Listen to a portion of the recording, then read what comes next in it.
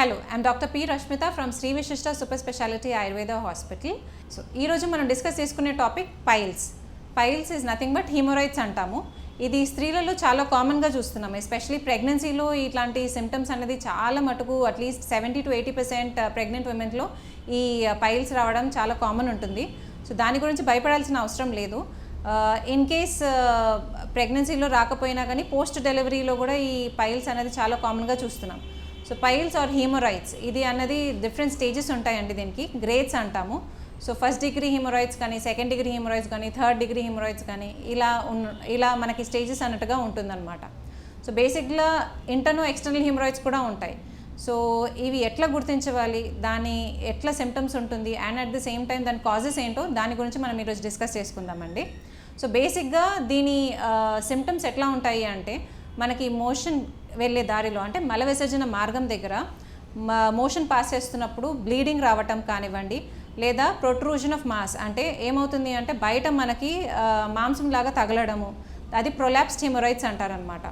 Are జనరల్గా ఇంటర్నో external haemorrhoids అని ఉంటుంది.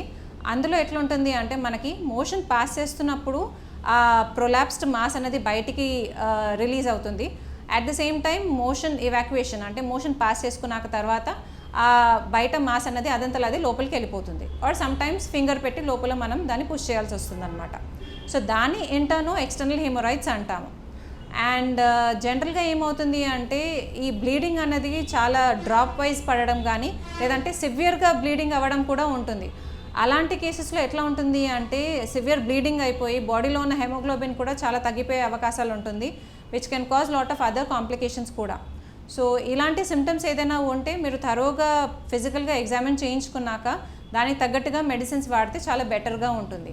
And most of the time బయట ప్రొలాప్స్డ్ హీమోరాయిడ్స్ ఉన్నప్పుడు అంటే జనరల్గా ఏమవుతుంది అంటే బయట మాసెస్ అనేది చాలా హ్యూజ్గా ఉన్నప్పుడు దాన్ని జనరల్గా సర్జరీకి ఆప్ట్ చేస్తున్నప్పుడు తెలియకుండా మోషన్ పాడిపోవడం కానీ, లేదంటే బవల్ ఇన్కాంటినెన్స్ అని కూడా అంటారు దాన్ని.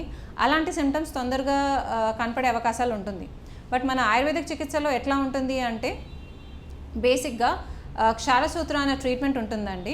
సో ఈ క్షారసూత్ర ట్రీట్మెంట్ అంటే మెడికేటెడ్ థ్రెడ్ ద్వారా ఆ హీమోరాయిడ్స్ అనేది టై చేసేస్తాము. 6 to 7 డేస్లో ఆ మాస్ అనేది అదంతలో అది పడిపోతుంది అనమాట. సో ఈ ప్రొసీజర్ ద్వారా మనకు సైడ్ ఎఫెక్ట్స్ కూడా ఉండదు, అలాగే సివియర్ బ్లీడింగ్ అయ్యే అవకాశాలు కూడా సైడ్ ఎఫెక్ట్స్ కూడా కనిపించదండి. And at the same time internal hemorrhoids ఉంటాయి.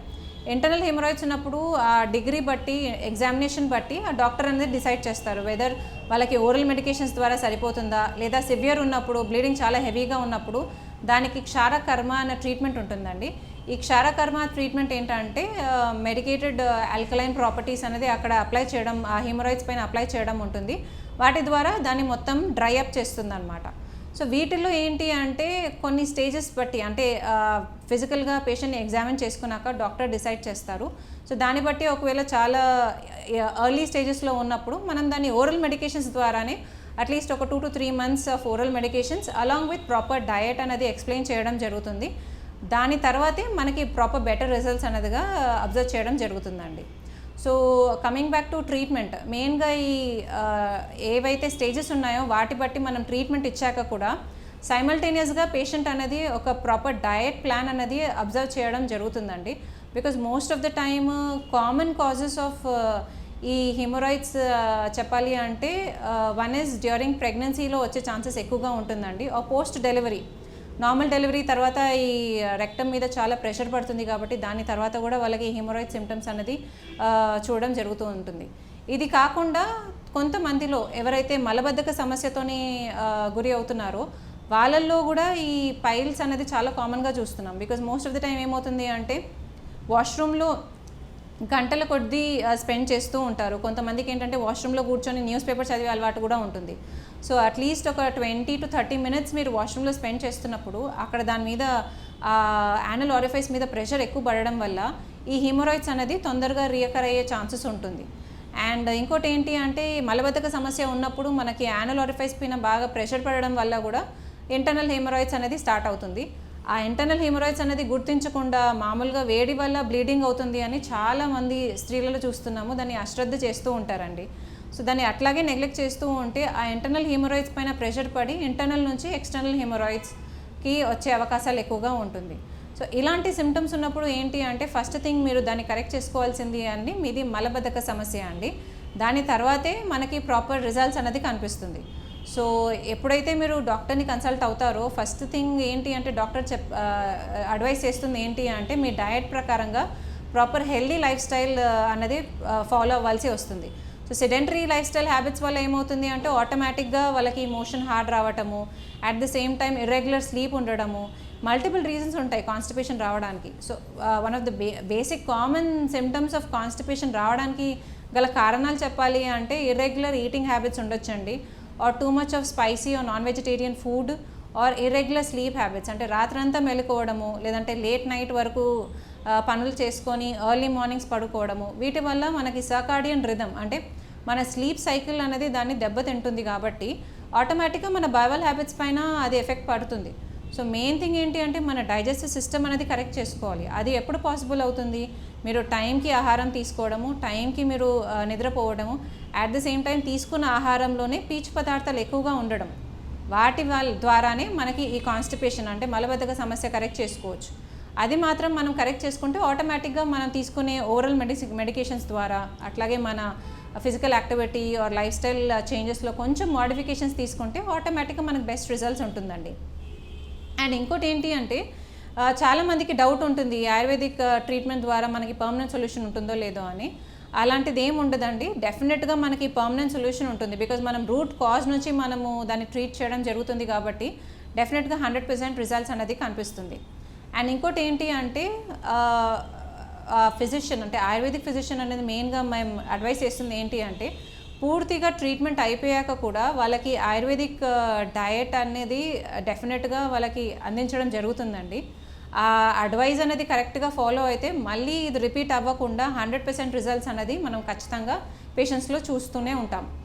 అండ్ ఇంకోటి ఏంటి అంటే జనరల్గా ఏమవుతుంది అంటే వన్ కామన్ మిస్టేక్ ఏంటి అంటే చాలామంది ఏమనుకుంటారు నాన్ వెజిటేరియన్ ఫుడ్ తీసుకుంటేనే ఈ మలబద్ధక సమస్య రావడం కానీ లేదంటే యానోరెక్టల్ ప్రాబ్లమ్స్ రావడం కానీ వస్తుంది అని చాలా మటుకు అనుకుంటారు. బట్ అలాంటిది ఏమి ఉండదండి. ఈవెన్ వెజిటేరియన్స్లో కూడా ఈ సమస్య రావచ్చు.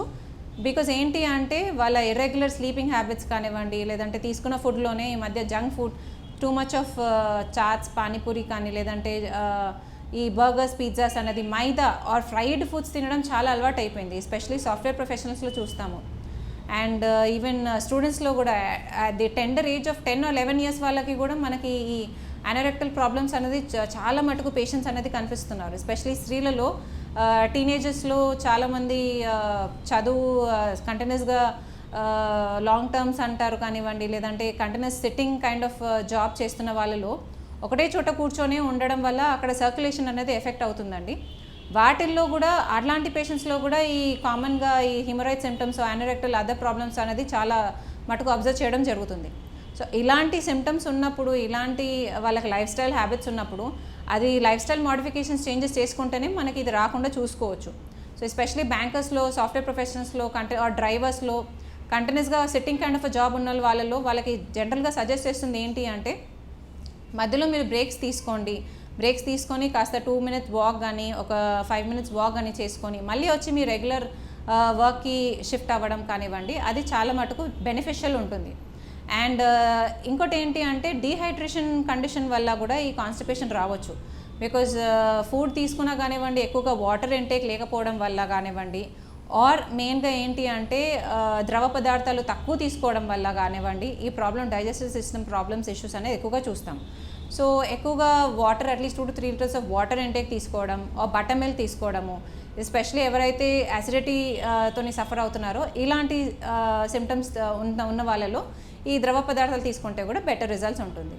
సో ఇవన్నీ మనకి ఆన్ ద హోల్ కరెక్ట్గా ఫాలో అయితే ఈ ప్రాబ్లం రాకుండా మనం దాన్ని కరెక్ట్ చేసుకోవచ్చు. ప్రాబ్లం వచ్చినా కానివ్వండి, మీరు వచ్చి మమ్మల్ని కన్సల్ట్ అయినా కూడా మీకు బెటర్ రిజల్ట్స్ అనేది కనిపిస్తుంది. Thank you.